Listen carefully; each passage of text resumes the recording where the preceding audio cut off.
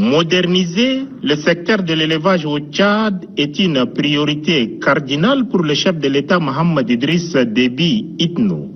S'inspirer de l'exemple de la Hongrie qui a réussi dans ces domaines en privilégiant le transfert de compétences est l'option choisie.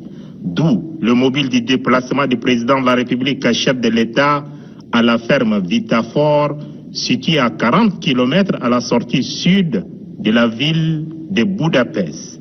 Sur place, il a été accueilli par le ministre de l'Agriculture, Istvan Nanji, qui avait à ses côtés le président directeur général de la ferme Vitafor, Kulut Zoltan. Au sein de cette ferme, il y a un ingénieur tchadien répondant au nom de Paluma Taikiba.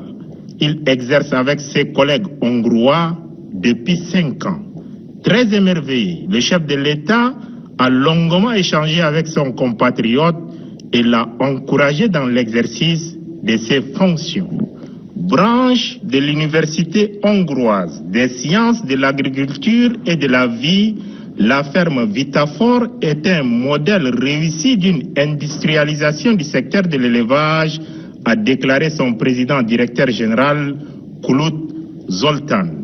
D'autres experts se sont relayés pour vanter l'expertise de cette ferme qui est implantée dans 24 pays d'Asie et d'Amérique latine. Au sein de ce complexe, on y produit des aliments pour bétail. Le responsable de la ferme a expliqué en grandeur nature au président de la République les différentes techniques utilisées pour produire des fourrages naturels sans organismes génétiquement modifiés, OGM.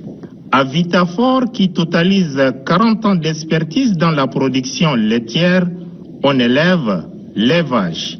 Elles sont traites et nourries sur place à l'aide de l'usine pour aliments de bétail implantée au sein de cette même ferme. De manière concrète, au sein de cette ferme hongroise, l'on dénombre 3000 têtes, dont 1000 têtes de vaches laitières. Ces vaches produisent 35 000 à 40 000 litres de lait par jour, soit 20 millions de litres de lait par an. Cet aliment, très prisé, est écoulé sur le marché hongrois ainsi qu'à l'extérieur sous forme connue de tous. Il s'agit entre autres de lait pasteurisé, yaourt, fromage, lait en poudre. Bref, la liste est longue. La partie hongroise a émis le souhait d'implanter cette ferme au Tchad. La ferme sera spécialisée dans la production de lait de vache et de chamelles. Pour une ferme de 1500 têtes de chamelles, la production du lait en poudre rapportera 35 000 € par jour.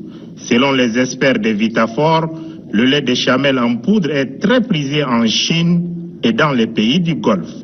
Pays d'élevage par excellence, ce projet a reçu l'agrément du chef de l'État qui tient à tirer vers le haut ce secteur vital et faire profiter à ses compatriotes les produits et sous-produits de ce secteur vital qui figure en bonne place dans son programme politique séquencé en 12 chantiers et 100 actions.